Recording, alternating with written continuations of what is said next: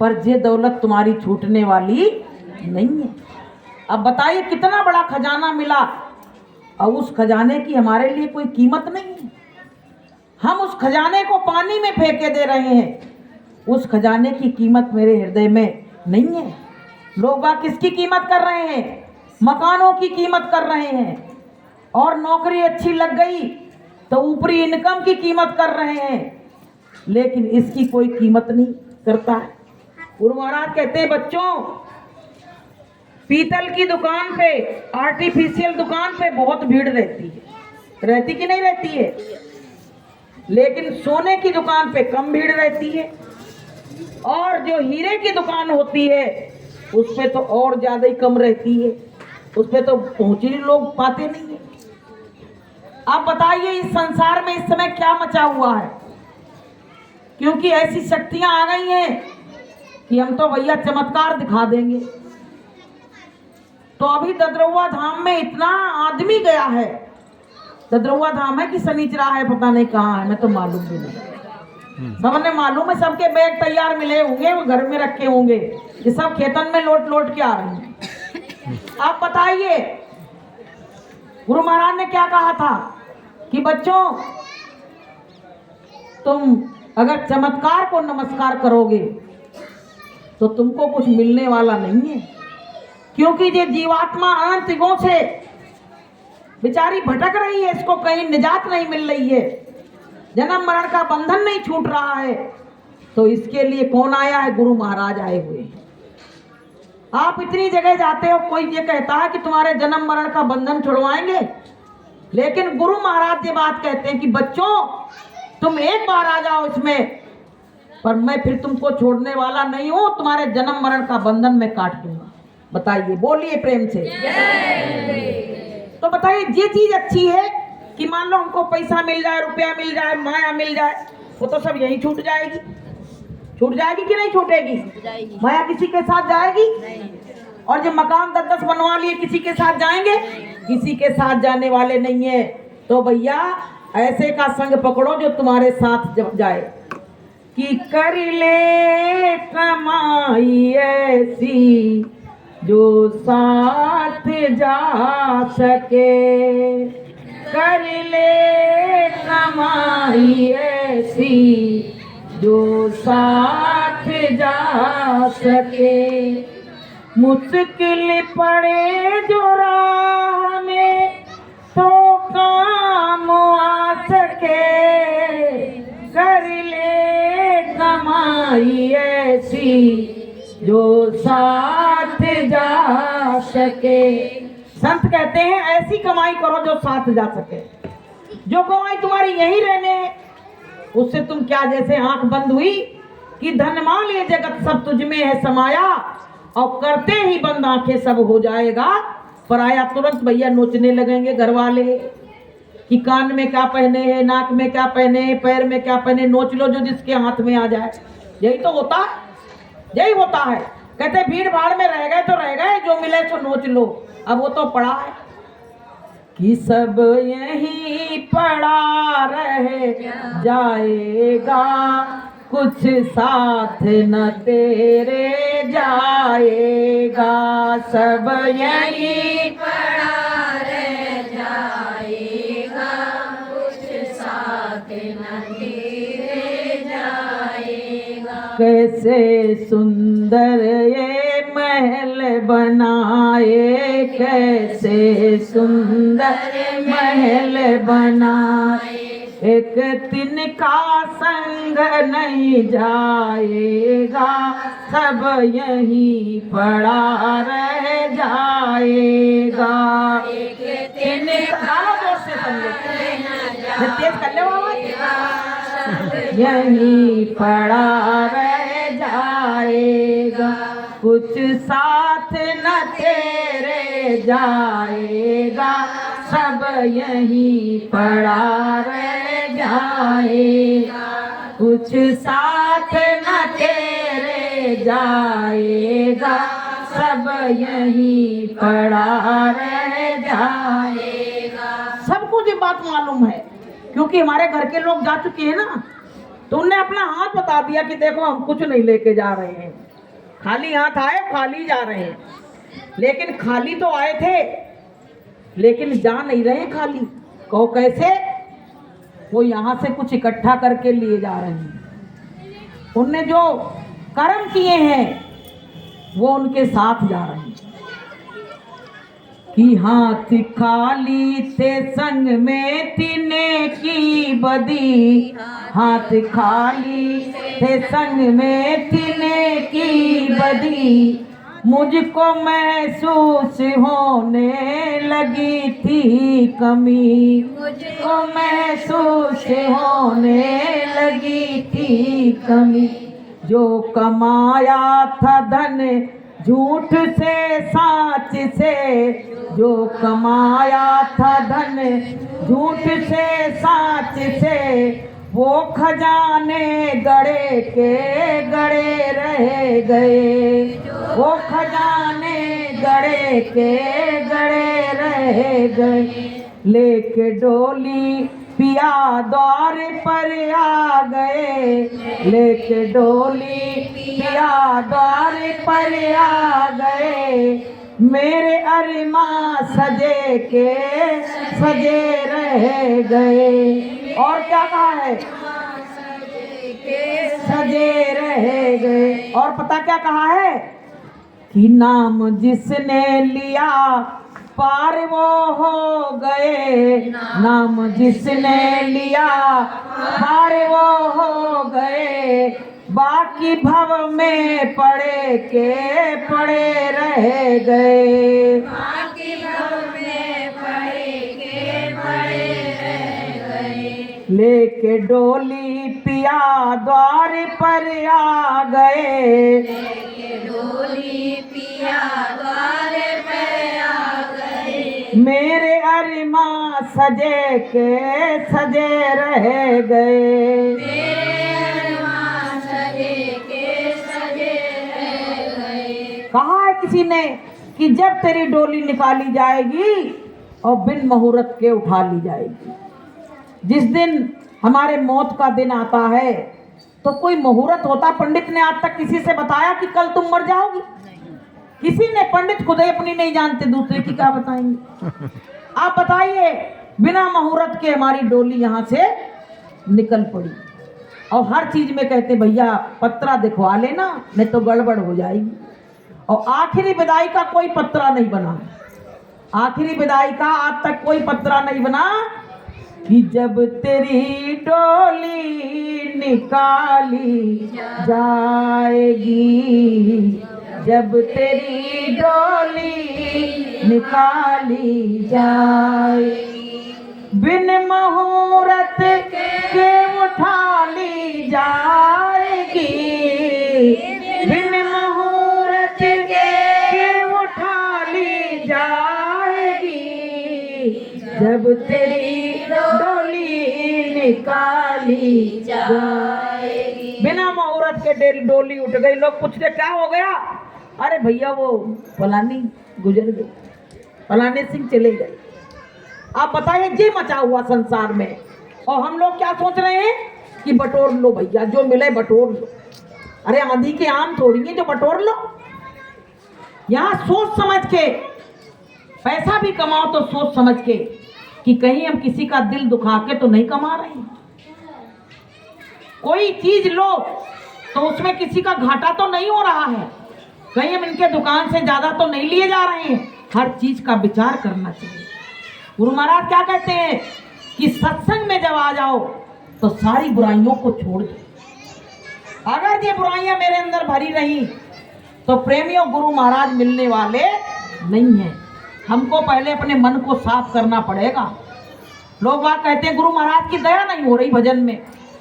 हमें तो साफ साफ पता पड़ गया कि हम खुद ही गंदे हैं तो दया मिलेगी कहाँ से, ये बताओ पहले। तो हमको क्या सत्संग के जरिए से हमको अपनी सफाई करना चाहिए। जब क्या होता, कपड़ा गंदा होता है तो बिना साबुन के साफ हो जाता है? नहीं। आप लोग कहते हो भैया अच्छा डिटर्जेंट पाउडर मंगाओ तो जल्दी साफ हो जाएगा। ऐसे ही अच्छी तरह सत्संग सुन के अब इस तन रूपी कपड़े को साफ कर लो तो आपका काम हो जाएगा, वरना काम होने वाला नहीं है। तो प्रेमियों, हमको गुरु महाराज से प्रार्थना करनी चाहिए, विनती करनी चाहिए। गुरुदेव क्या कहते हैं कि तुम चाहे जितना भाग दौड़ लो, लेकिन अगर तुम विनती और प्रार्थना मन से कर रहे हो तो तुम्हारी विनती स्वीकार हो जाएगी।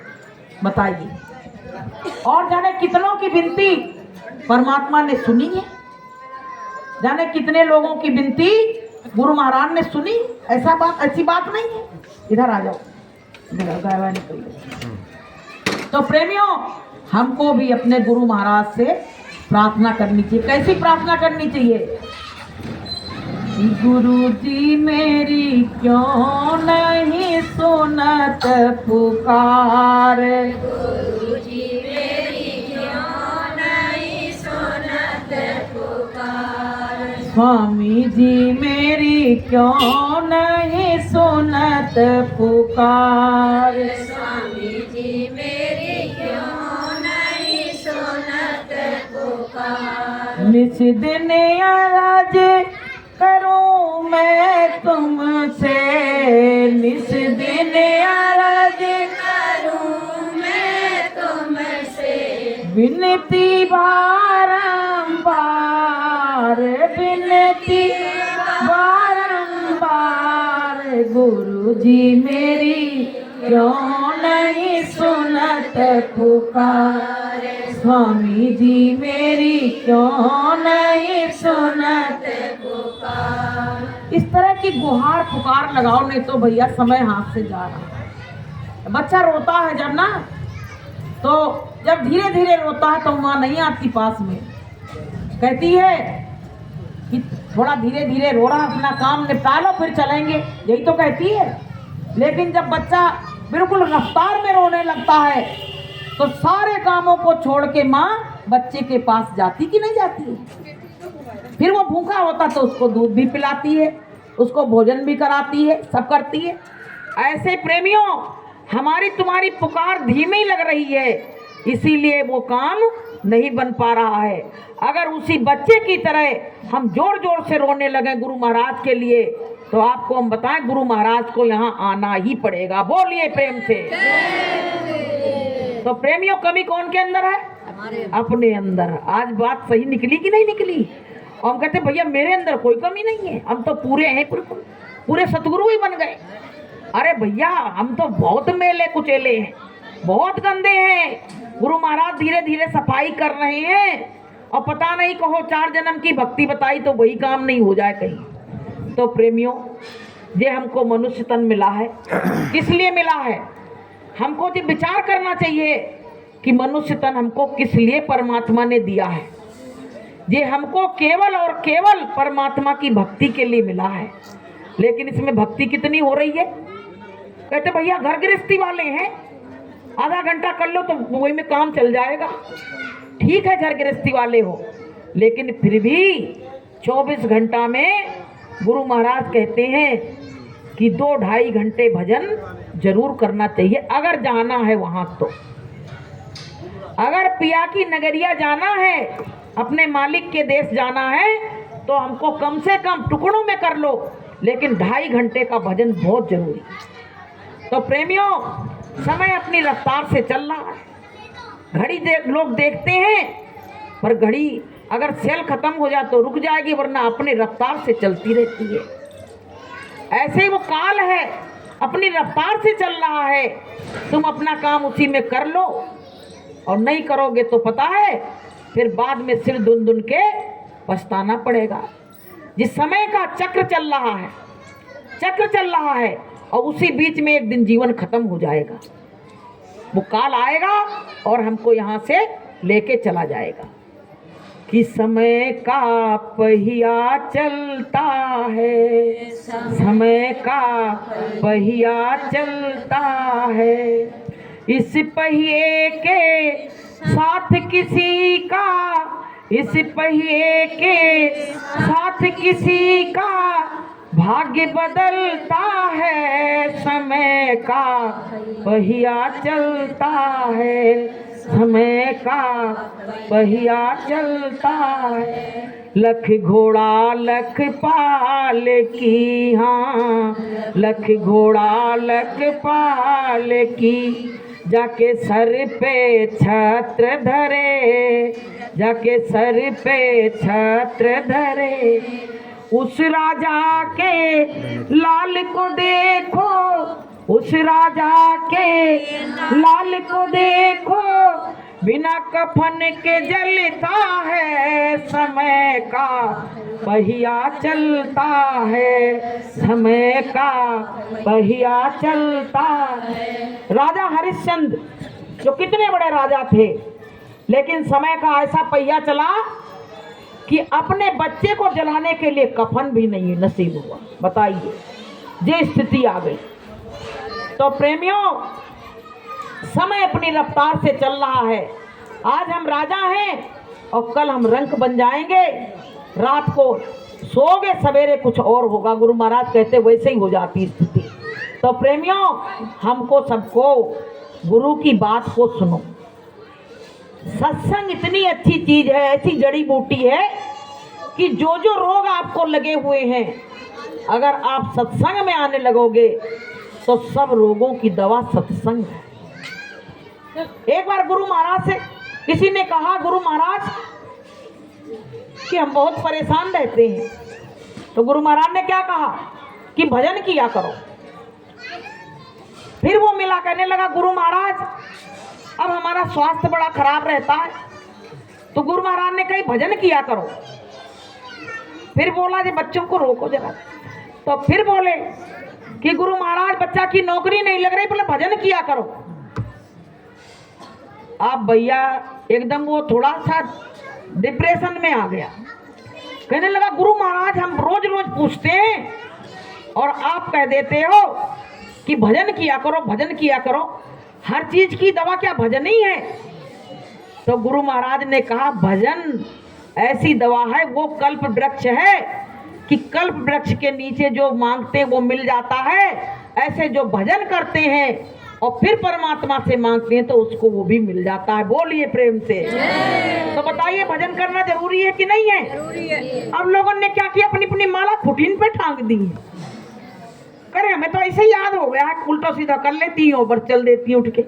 अब बताइए, जब तक स्थिरता नहीं आएगी, जैसे कोई बाल्टी में पानी भरा, कचरा उसमें चला गया, आप सोच रहे हो कि इस कचरे को हम निकाल लें, तो जब तक वो पानी का हिलना बंद नहीं होगा तब तक आप कचरा निकाल लोगे? है? और जब पानी हिलना बंद हो जाएगा तो कचरा तुरंत निकाल लोगे।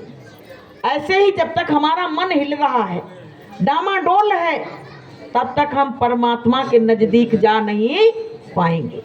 तो प्रेमी भाई बहनों, गुरु महाराज की असीम दया कृपा है। इतने इतने भक्तों को जाने कहाँ कहाँ से ढूंढ के ले आए। आप लोगों के जो चेहरा दिख रहे हैं, जी हम जीवन में ऐसे चेहरों से मिल सकते थे क्या? आप ना हमसे मिल सकती थी, लेकिन मालिक ने कि कहाँ की ईंट कहाँ का रोड़ा, और गुरु महाराज ने कुरमा जोड़ा। गुरु महाराज ने जोड़ दिया सब कुरमा, जाने कहाँ का। इसमें इतने लोग बैठे, कोई जाति पाति पूछ रहा है? कोई नहीं पूछता कि तुम भैया कौन जाति, पहले बगल से सरक क्यों नहीं, कोई कहता है? और बल्कि गले में हाथ डाल के और बैठा लेते, आ जाओ आ जाओ। कितना प्रेम! ये प्रेम की डोर से कौन ने बांधा है? गुरु महाराज ने बांधा है। तो प्रेम की डोर तोड़ोगे कि जोड़ोगे? जोड़ेंगे। प्रेम की डोर को कभी तोड़ना नहीं, क्योंकि ये डोर गुरु महाराज ने जोड़ी। गुरु महाराज ने इस डोर को ऐसा तगड़ा जोड़ा है। गुरु महाराज ने कहा कि सब डोरें टूट सकती संसार की, सब रिश्ते टूट सकते हैं, लेकिन गुरु भाई और बहन का रिश्ता कभी टूट नहीं सकता। हम भले लड़ लें, लेकिन कल हम फिर एक ही हो जाएंगे, चाहे हम कुछ भी करें, क्योंकि हम लोग अबोध हैं।